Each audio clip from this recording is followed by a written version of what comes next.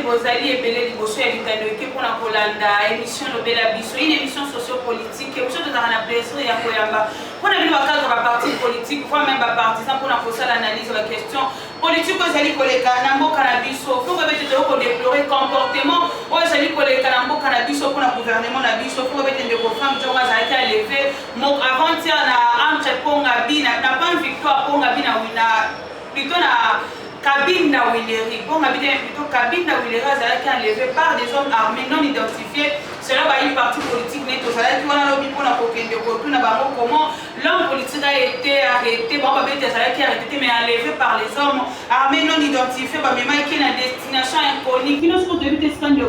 Font John Mazalé. Le Félix, c'est qu'à chaque fois, il y a une mission, j'aime te rappeler qu'en 2023, de Augustin Kabou, il y a deux l'Union sacrée, par côté les manottes de la population pour la représenter, il y a deux peu d'hôtel, ça va votre gestion et un peu cas. Mon cause à la seule redevable de la population pour la représenter. Mandat, il y a quelqu'un à 5 ans de population et peu ça.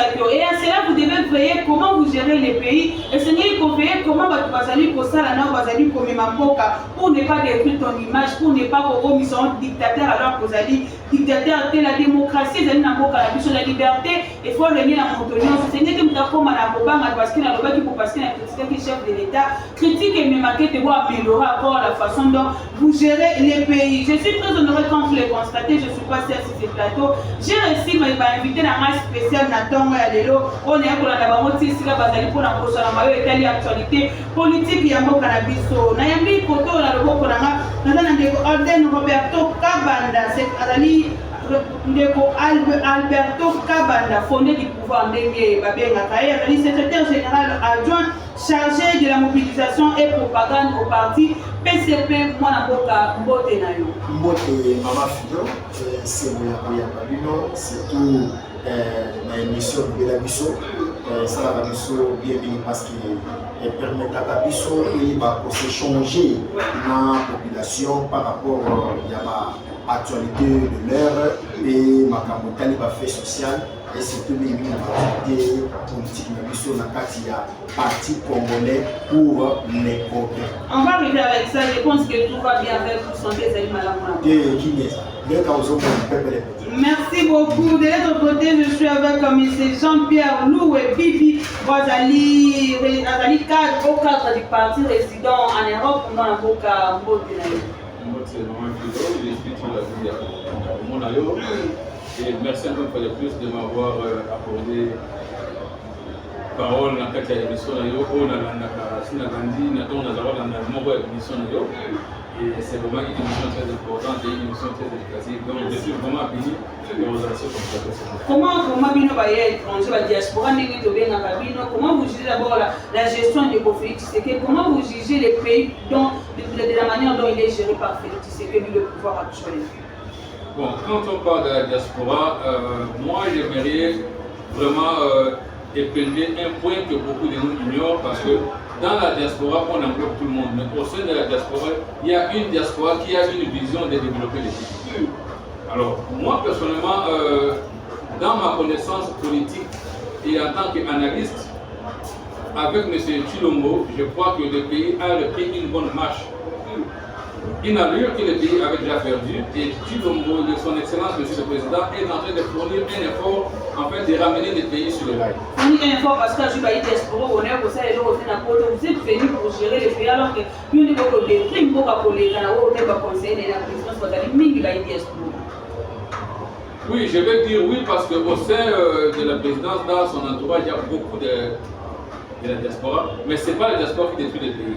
Nous, en tant que diaspora, ceux qui sont autour du chef de l'État, nous avons une conscience de mettre en place ce que nous avons appris à l'étranger, ce que nous vivons, ce que nous expérimentons là-bas, et nous sommes là en train, ensemble avec les chefs de l'État, de contribuer, mettre dans la main, afin de faire avancer notre pays avec notre expérience étrangère. Mais je ne pense pas que la diaspora a détruit le pays. Parce qu'au sein de notre territoire national, ce n'est pas tout le monde qui est là pour aider les chefs de l'État à faire avancer le pays. Nous devons vraiment prendre conscience que le chef de l'État met en place ses efforts, tout ce qu'il faut afin que le pays avance. On ne peut pas toujours jeter les pierres sur une seule personne. Merci beaucoup. Je vais revenir à vous de Kabanda. Fait partie parti politique au Bozali, c'est créé depuis quand parti n'a combien d'années d'existence? Qu'est-ce que vous prenez dans le parti politique? Vous allez me dire que chaque parti politique qu'on doit pouvoir et puis les conquérir. Mais quelle est la particularité à parti politique au sein des temps, parmi tant partis, pas tant des partis politiques qui sont en RDC? Merci Maman Philo pour la retour. Parti congolais pour les progrès, où ils allaient dirigé par son excellence M. Emergile Mongola, qui est le président national, secondé par le secrétaire général Emmanuel Tefilasa. Et ils allaient créer depuis 2004. Depuis 2004 que le parti existe, ils allaient partir à l'audience et ils allaient implanter dans Congo Mobimba, où il y a une particularité aux allées pour le Béla. C'est beaucoup plus le congolisme. Le congolisme, ils allaient philosophie, ils allaient idéologie, comme celui qui est dans la Congo.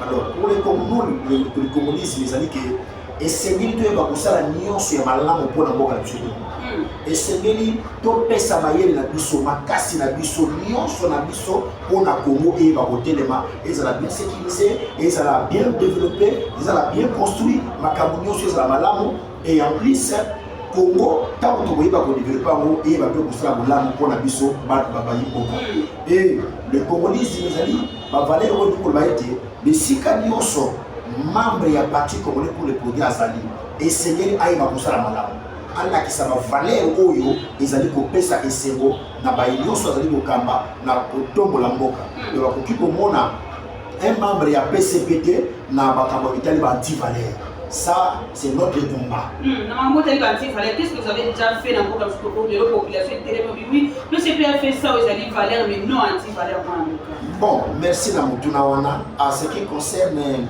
au nini de biso de Sala.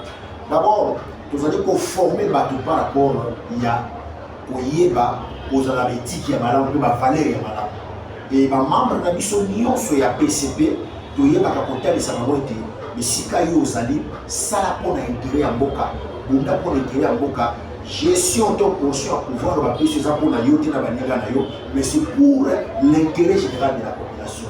Et voire même notre président national, Emergile Mongola, la place Azali, pour ça la présidence, parce qu'Azali est conseiller à chef de l'État chargé des questions politiques et administratives, il est bien coté par rapport à la valeur où il y a Azali pour la parfois, tous les conseillers vont créer un parti politique dans le cannabis. Mais justement, nous avons créé une date.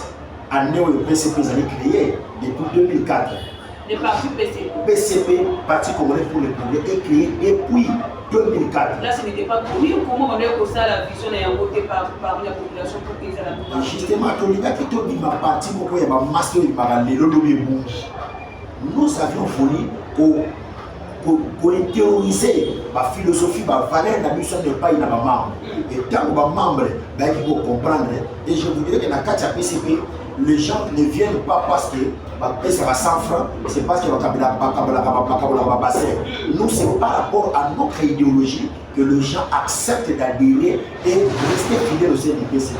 Il y a un moment depuis 2017, il y a une PCP sur une bande, mais tout ça, il y a des notices. Depuis 2004. C'est implanté dans combien de provinces?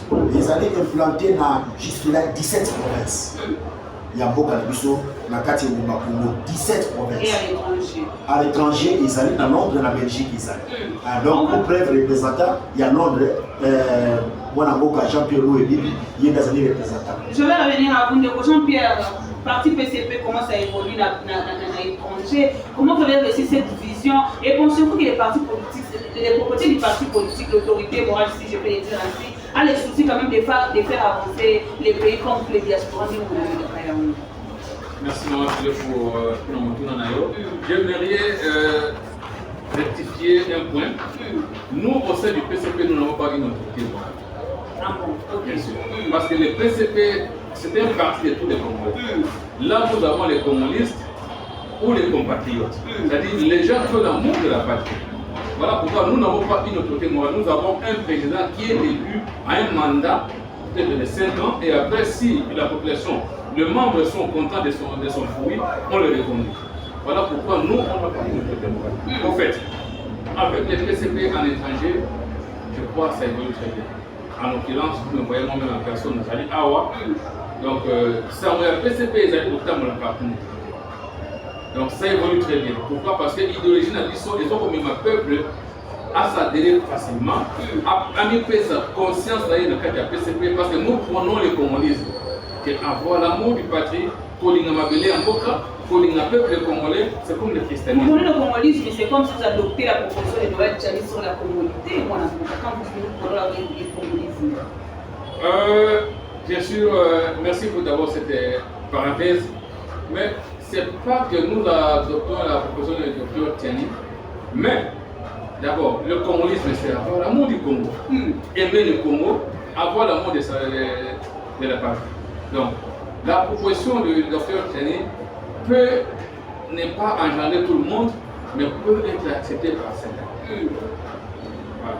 Donc c'est comme ça. Nous, dans le PCP, on ne va pas obliger tous les membres du PCP d'accepter cette proposition ou de la rejeter. Mais moi, je ne peux pas dire que nous sommes actuellement toujours à moi, parce que M. Zali Dobela Bisso, comme vous l'attendez.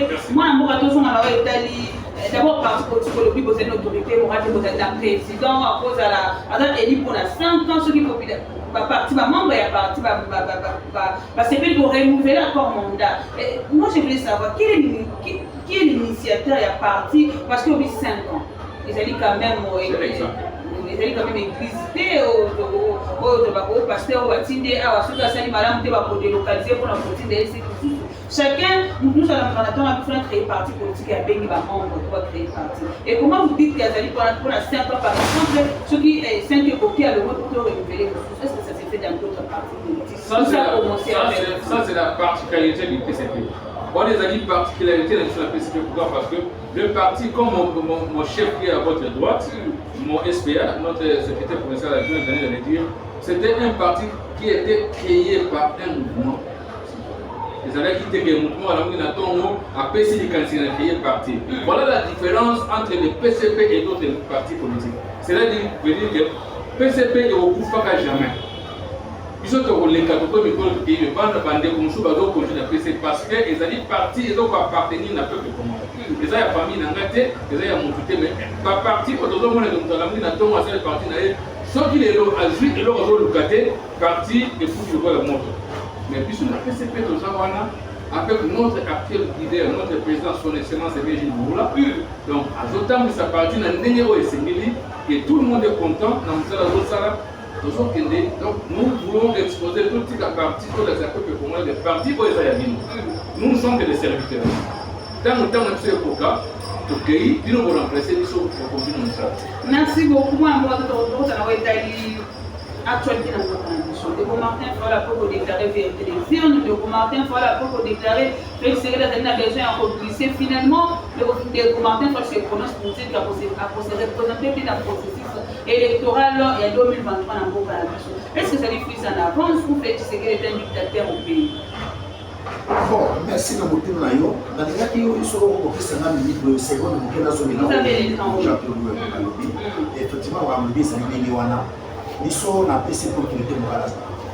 Nous avons un président élu parce que dans le PCP est banni dans le mouvement citoyen. Le mouvement citoyen c'est au monde. Et si le mouvement citoyen est pour se transformer en parti politique. Il y a eu tout le collège à Batouavana qui pour décider de le mouvement citoyen comme un parti politique pour que tout faire rayonner une philosophie idéologique partout dans le Congo. Il y a un les locaux. Mon minimum de division pour compte dans la carte il y a pas parti politique parce qu'il y a des autorités morales. Les autorités morales ils ont décidé sur tout. Avant que tu aies mon aïe, avant que dicter nyonso. Il y a un moment on a voulu voter dans le parti sous parce que parti. Le président on a profité parti profit. Mais chez nous on a PCP mon nyonso oyo azana ma capacité, azana loger à madame pour la partie. Si ma ya congrès na biso tout ça la élection. Ceux qui mandaient à eux ici, pour preuve, la personne pas le président de nous. Ce n'est pas lui qui était le président hier. Et c'est là qui m'ont dit le professeur Weslas, Lazali vivant, Tamaye Bukaki, Akedaki, Bupema, qui peut lire le président. Il fait partie toujours. Il est toujours membre et parti dans le territoire national. Voilà. Ça toujours membre du parti. Il apporte sa contribution. Alors, le MNJ n'est pas pour le Kisaka Naye. Ça c'est la première mandat Naye.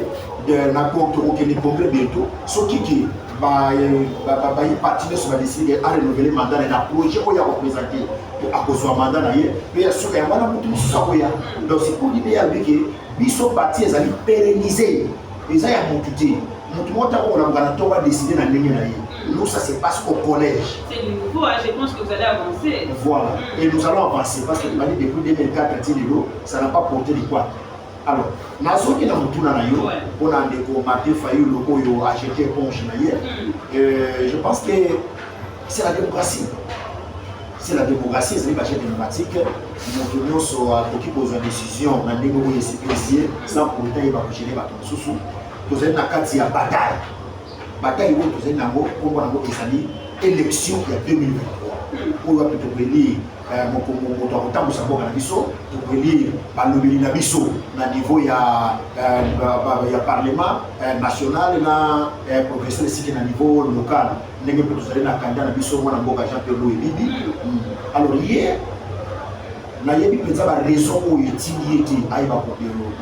parce qu'auparavant il accusait que le processus électoral les allait biaiser. C'est les mêmes choses pour aller des choses vous allez voir dans la phase M. Martin va parler, il a dit premièrement pour déplorer des violations et le processus électoral.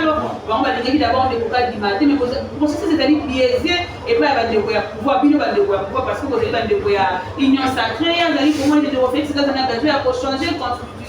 Pour changer le modèle, il y a chef d'État et on va 5 ans et pour on a 7 ans pour la ça y est possibilité à balkaniser Mboka.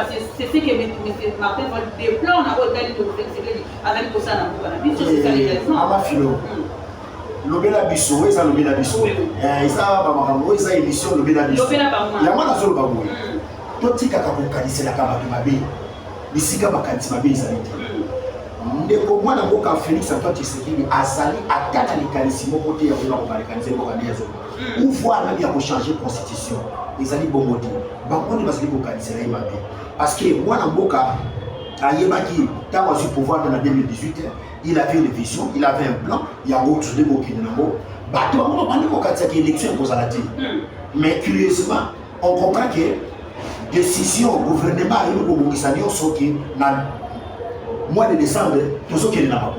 Donc moi je trouve que dans la préparation est là qui m'a l'amouti. Il faut se préparer. Alors la bataille est dans la bitumba. Ce qui est là, il faut se préparer tout le monde. Mais ce qui est là, c'est que ma pauvre fille n'a pas l'amouti. Dans la tina bagaille n'a l'amouti. N'a pas décliné. Et il y a moins de quoi il faut décliner. Mais quoi qui sait que les alliés, parce que le va balkaniser Boka, va changer de constitution, ça, ce n'est même pas dans l'intention, il y a chef de l'État. Là, c'est ça, mais c'est pas fait que c'est dit. Je vous l'ai dit, parce que ce qu'on a dit pour la présidente de la République, depuis la Zoaka mandat, Aloba qui bouille, Ayaza n'a ni intention de changer de constitution, ni intention de faire un glissement. Parce que ce que c'est pour ça un glissement, on n'allait pas, la CENI n'allait pas avancer, les CENI n'allaient pas avancer. C'est les gars avancés. S'ils disent que non, un processus électoral les années biaisés, mais maman Philo, aucune nation au monde, là où il y a la majorité de l'opposition, Batunioso, Babetena, organes techniques, organes électoraux, aucune. Même dans les pays de vieille démocratie. Alors qu'avant, vous critiquez Joseph Kabeton en l'air pour gérer Mboka. Nous avons pas comment vous gérez cette processus électoral dans Mboka? Vous avez fait ce que vous avez l'opposition, parce que vous avez fait plus de 37 ans dans l'opposition. Moi, je pense qu'une des questions à du pouvoir, il fallait quand même améliorer les conditions de gestion en Mboka par rapport à d'autres partis politiques. Oui, automatiquement, quand et sur le pouvoir. Vous avez critiqué de refaire un dictateur, de refaire glisser l'élection présidentielle il y a 2023, de refaire changer la constitution. En tant que non politique, soit sincère avec la population, comment vous gérez cette processus électoral dans le Boka depuis que ça a commencé avec la nomination de Ndeko Kadima? Il y a un coloniste, dans le continent d'Afrique, la politique est toujours une politique antagoniste. Opposition jamais andimaka de pouvoir atteindre le camarade. Opposition jamais habité le pouvoir maboko atteindre le l'ambassade. c'est toujours politique d'habitude. Avec son excellence, M. Félix Antoine Tshilombo, processus de la démocratie n'a évité Congolais à ligne démocratie où on est dans la façon que Batika Bisso, synonyme comme la libertinage ou bien quoi. Dans la démocratie, il y a aussi des limites. Dans la démocratie, il doit aussi y avoir du respect. En tant que non-politique, en tant que licencié ou quoi que ce soit en politique, je sais. La démocratie n'est pas synonyme à permettre de surtout ça la démocratie. Monsieur son excellent président a salué nos accords au Sala, attend son beau dans le niveau de commune. Alors, celui de commune qui est basé au dictateur, moi, je ne pense pas qu'il y a encore la niveau de commune, moi, encore pour répondre à la question. Les pays vont mal, les démarches au pays. Milan, nous sommes quand même chaotique, vous n'avez pas quand même à défendre les gens devant la population. Tant que social, les animaux là, vous n'avez rien, les marches d'insécurité, n'en parlent même pas. Et je comme à la Congo, on va l'insécurité, je pense. La limite que l'insécurité est comme un mot qu'on n'oublie pas. Et tant aux autres problèmes sociaux, il y a beaucoup s'attendre que vous ayez le lundi, mardi, mercredi, à commencer besoin un peu payer sur ma maman. Donc il y a étape par étape. Alors, quand on parle du social, il y a le peuple qui faut essayer de contribuer à l'autre. Par ma gamme, il y a une cité à et ça dit mon cité à non. En bref, mon point est à ça c'est que le peuple a fait moins qu'il d'abord, nous l'avons eu les cas qui depuis 2017 et 2001, et c'est les outils de l'autre commune. Mais le Congo est retrouvé quand même moins pas un dernier Kimia. Le peuple congolais a connu moins Kimia. Et quand on parle de la dictature, on a évité la dictature où c'est je ne vois pas là où le président est en train de torturer le peuple congolais. Par rapport à Makamto vivant et ainsi de suite. Moi je dirais que son excellence présenter un bilan pour défendre en 2020. Je ne parle même pas de bilan parce qu'il pose un problème, parce que les bilans, vous avez un bilan complet. Revenons concernant le processus électoral, je vous ai posé la question. Par condition de commentaire, il fallait à mettre sur table pour démontrer à la population que les élections sont biaisées. Il y a un moment où philo, Martin Fayulu a des raisons que je me connais.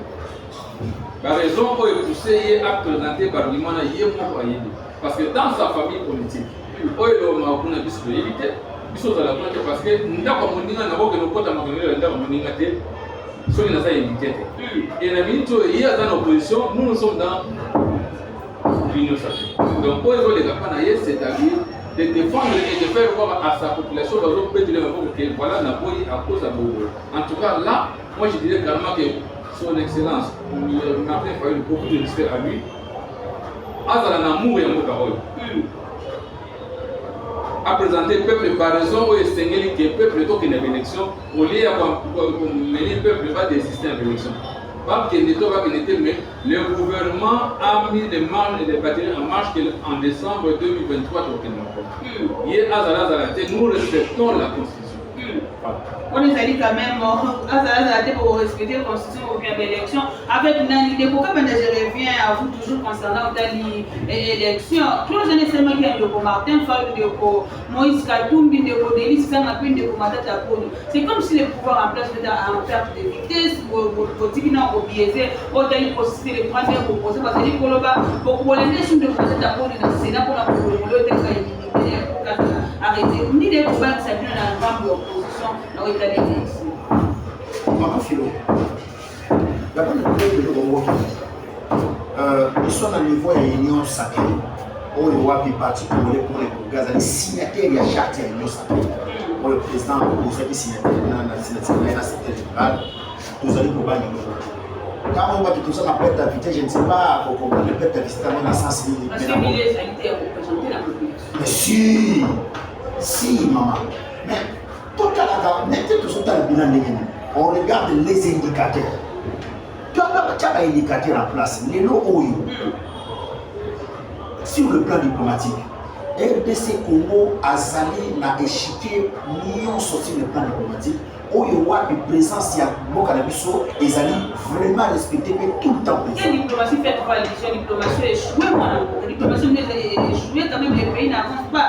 Pour faire inventer une diplomatie agissante pour apporter le côté dans Boka na biso. Aucun investisseur au pays parmi tant d'autres avez combien la population? Mais justement, en tant que tout le monde qui a diplomatie à G5 qui échoué, mais non, on les alliés, ils m'ont dit mais il y a beaucoup de gens qui ont dit effort lié sur le gouvernement congolais, c'est pour ça la diplomatie, c'est pour que les malades, la relation, n'a pas beaucoup de biso pour permettre la relation, liée sur les malades. Et les investisseurs ont aussi des contrats avec les investisseurs. Ce n'est pas pour signer le lobby. Il y a beaucoup de processus qu'il faut respecter. Mais non, mandat est aussi là, bien sûr. Mais nous sommes mandat, nous avons Félix Antoine Tshisekedi des mandats. Parti congolais pour le progrès de ces mandats. Parce que tout ça, si la mobilisation, la démobilisation. Nous avons une image à ce qui est sûr que la carte est partie congolais pour le progrès, section Moko, et il y a déjà 500 membres. Nazali ko makambo nazali ko mettre soki on ba vidéo ça na kopesa aussi que monsieur Sili et na ko bengisa yo na ba rassemblement général ya pesi peut-être ya ba section on a des quoi les partis congolais pour le progrès capable wana ils ont un débat de géopolitique mais diplomatie de niveau Kenimala les locaux yo ba porte nyonso ya mokili kili mobimba bazali ko tailler la RD Congo. Et surtout sur le plan éducationnel, les lots, il y a beaucoup de même pas dans 5 écoles privées, pas de dans 5 écoles dépassées. Et non, ils sont là, ils allaient à côté. Moi j'aime quand vous parlez de la gratuité, tout dans la série, la plateau, de la gratuité. Quelle gratuité faites-vous à l'ISO? Gratuité, vous allez vous rendre à moins intelligent. Gratuité, vous allez vous rendre à 290 dans la salle. L'enseignant n'a pas quand même, tant il y a une capacité intellectuelle, il y a moins de vous savez que la formation commence dans la primaire et non à l'humanité. Exactement. Maman, non, depuis la Constitution, les amis pour la gratuité de l'enseignement pour l'enfant congolais. Mon ami, c'est pour que les à partir de la base, moi, je la bien formé. Moi, je la bien formé. Et tant que nous avons journaliste, auditeur, nous avons 200 élèves. Aucun journaliste n'accepte cette image. Auditeur, nous avons atteint au-delà de 50 élèves. Non, pour ne pas citer l'école, il y a l'école de la ligne, on va dans la septembre dans la salle. Non, pour moi. Mais il y a une formation ya bana zela bientôt parce que ma publication il y a les résultats il y a niveau de base des années kobima il y a une affaire au moment où ndenge ni bana va travailler. C'est pour vous dire que oyo ba transiter pour les locaux l'information il y a parce que moi qui vous parle je suis dans le domaine de l'enseignement nazali na domaine de l'enseignement et je suis pas à pas ma évolution sur le niveau de ce côté là ma course à yoté maman formation ya bana sur le niveau ya base et ça les pour ya kosalaki et puis papa là non sur les lots ba ko telemena yo pourquoi parce que yo vous allez pour limiter que la gratuité de l'enseignement ils ont sur leurs parents et non pour le faire mettre la mona boka Félix le moment boka ça n'a pas commencé avec vous hein non je sais que Kabila a fait aussi à son temps à l'intérieur je sais Kabila a fait dans son temps mais pas sur toute l'étendue de la République mais c'est palier par palier pourquoi faire des choses pour impressionner la population. Non, ce n'est pas impressionné. Ce n'est pas impressionné. Tobandé qui a depuis 2018, nous allons au Kenya. Et ils allaient dans les bagons monter. Et chaque jour, maman, chaque jour les choses s'améliorent de plus en plus. Nous sommes pour Makambala Mokoti. Makabo et Babou Israël Molo Molo. Les Lokoyo, ceux qui toquent la pleine sécurité. Bah, indicateur, vous allez où là? Indicateur comme aller. On va répondre à la sécurité. Voilà. Il y a sur le plan social et économique. Mais social et économique, ma carte des années vont changer. On ne dira pas que tout est bon. $25. Quand cela ne tienne,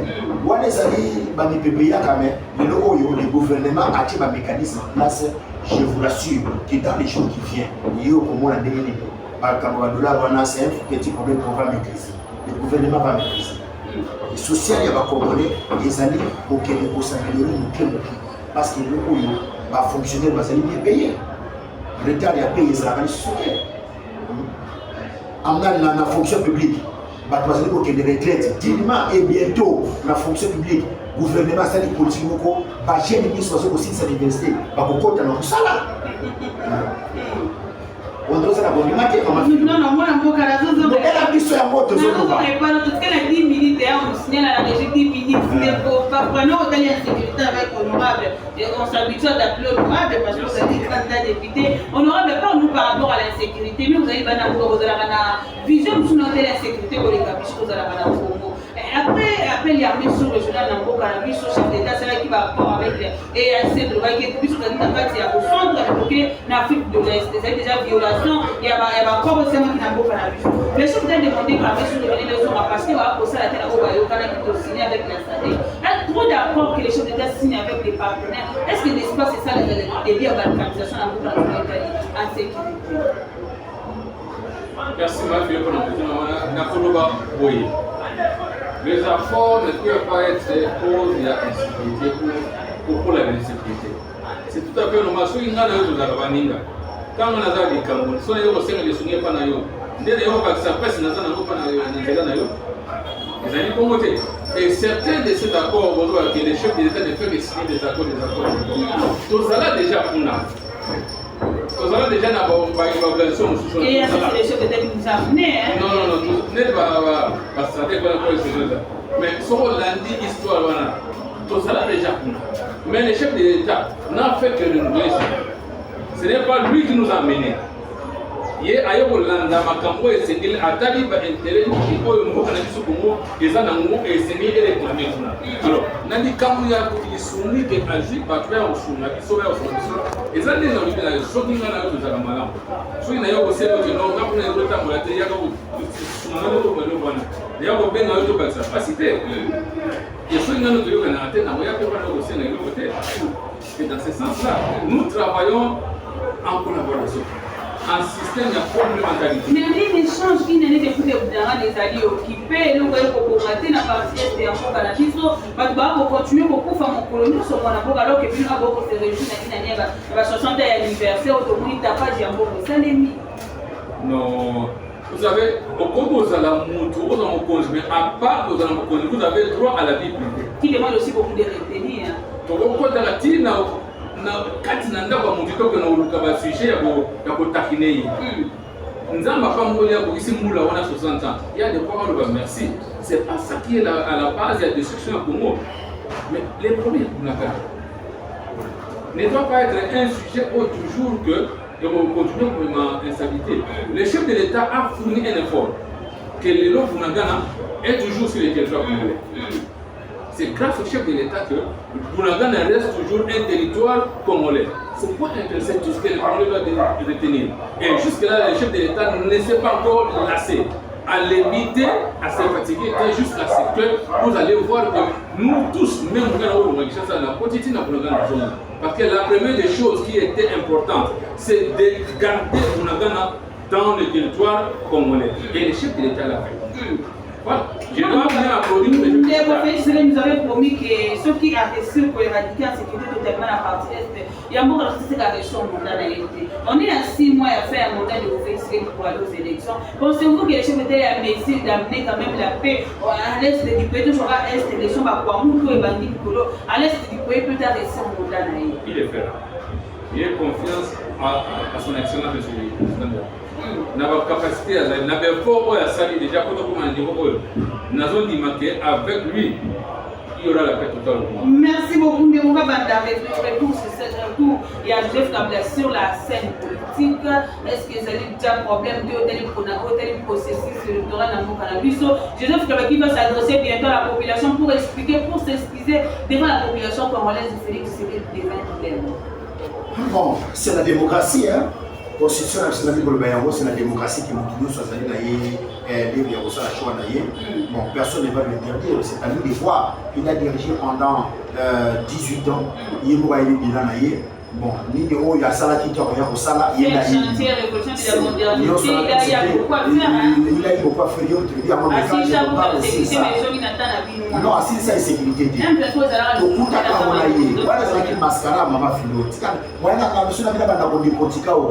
avez 5 minutes. Voilà, ils ont un mascara où il y a ça qui met. Pardon, il y a soi-disant retour naïe. Bon, sur la ligue aux Zonga, personne ne lui a bloqué la porte des portes. Avoir hasard de bienvenue à Zonga pour une bataille politique. Aya, a même un macanisme naïe. Bana boka ba juger.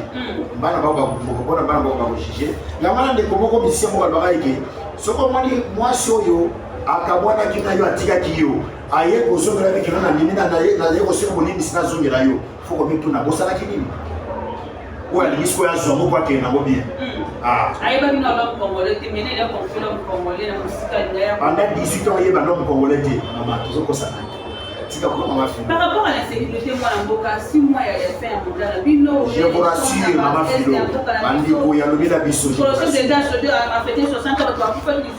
pense que vous allez informer. Je suis informé dans ma campagne sur la zone informée à temps réel. Je vous rassure que il y a un mot de tout qui est dans l'élection. C'est lié à Gossa et sa élection partout même dans le territoire occupé. Et Bango Mbadiko n'a pas voté. On a besoin de l'émission. On a voyé Bissau. Parce que nous sommes partis pour les problèmes, même dans les territoires où ils ont occupé, tous les candidats pour nous. Donc, l'élection, Félix Tshisekedi a appuyé pour pacifier Mboka Oyo. Voilà tout ce que merci beaucoup. Nous sommes arrivés à la fin de cette émission, mais je ne vais pas finir cette émission sans parler avec l'honorable. Comment allez-vous pour se préparer pour l'échange électoral? L'honorable a postulé la district ministre public pour merci, Mme Philo, pour cette dernière minute que vous m'accordez. Nazali, déjà, honorable Jean-Pierre Oblidi, où a postulé dans la députation nationale, l'institution de Moamba. Et ma préparatif est bien parce que j'ai à mes côtés un homme fort. Pour le parti, ma disponibilité pour mon chef qui est là à votre droite. Donc, il y a des présidents de la avec lui, donc nous sommes confiants que mon amba est là. Donc, si nous sommes en c'est pourquoi. Il ne faut pas minimiser les adversaires, il y a tant de personnes qui je vais vous dire une chose. Je vais vous dire une chose. David est allé combattre Goliath. Atalaka me poussé na yete, Atalaka me bundila Goliath était, mais il était confiant et il a battu Goliath. Donc on a sur le terrain, Bazo bien David de la côté congolaise. Na mon amba. Donc je vous confirme et je vous rassure que Nga et Longyoyo, nous serons dans l'hémicycle 2024 pendant janvier. Grâce à l'Assemblée et à cause de l'homme fort. Est-ce que vous avez la base, moi?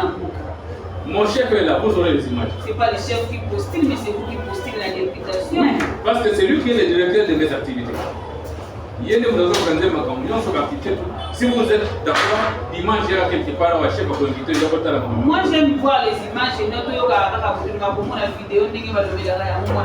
Maman Philo, vous avez 4 émissions de la mission. Ma émission est pour ça. Vous avez Vous avez un Moamba. Candidat na bino ye Jean-Pierre Loubeki. Baba zino baba zali makasi si tout Moamba. Otiki ya tesika moko. Biso ezali base ya kosomba te. Biso ezali base pour battre maye par conviction na message pour yo bazui. Et moi je suis le chargé ya implantation propagande et mobilisation de la Katia partie de la ville de Kinshasa. Les candidats na biso nyonso ya ville province de Kinshasa nazali kotambola na différentes bases pour ngai na implanter les réseaux qui PCP na 2020 après 2023 et ça dans l'Assemblée nationale et ça dans la Sénat et ça dans l'Assemblée provinciale pour ça dans la candidat pour la réserve donc membre nyonso il y a parti congolais pour les problèmes ici quand vous êtes pas congoliste vous avez la Kimia toujours mort de l'Égezali, vous avez toujours serré, de continuer Moussala et vous avez la confiance. Surtout dans Jean-Pierre Loubeki ici, dans moi, Bawa, et ça, vous savez, secrétaire général, il y a Zali na Tchangu, Emmanuel Tekinasa, la Moulenga, il y a na Tchangu, Moussa, les autres, Makasi, na Robert Nayo, après l'élection, na Botande Nayo, candidat, ils sont élus. Non seulement à la Kinshasa, mais il y a territoire. Vous allez n'a pas c'est par là que nous clôturons. C'est par là que nous finissons notre émission. Moi, merci pour la disponibilité. Merci pour la disponibilité.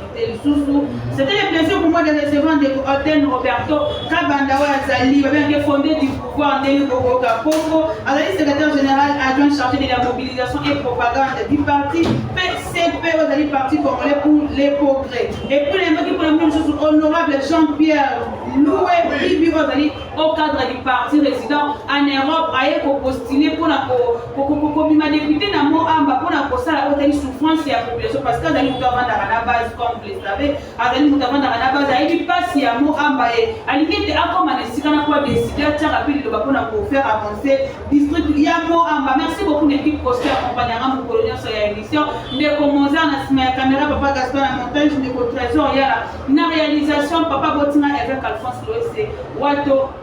Au revoir.